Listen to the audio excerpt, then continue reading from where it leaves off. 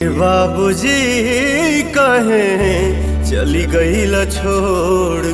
Power star Pawan Singh का एक गाना रिलीज किया गया है भाई।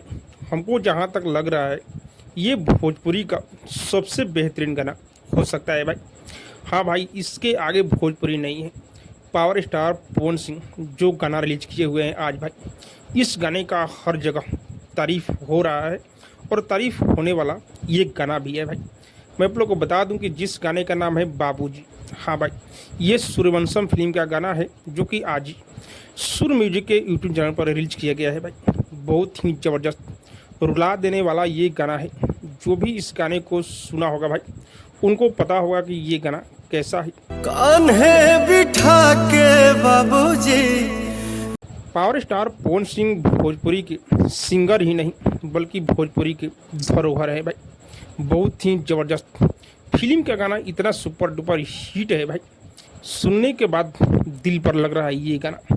आप लोग भी इस गाने को सुन ही लिए होंगे, सुर म्यूजिक पर रिलीज किया गया है। नहीं सुने हैं तो आप लोग जाइए इस गाने को एक बार जरूर सुनिए भाई। गजब का ये गाना है, एक एक लाइन उस गाने का दिल पर लग रहा है। बाकी आप सबको क्या लग रहा है कमेंट करके जो बताइएगा। और हाँ, अब तक मेरे चैनल को सब्सक्राइब नहीं किए तो सब्सक्राइब कीजिए, लाइक कीजिए, शेयर कीजिए, क्योंकि मैं भोजपुरी का अपडेट आप लोग तक पहुंचाता रहता हूं।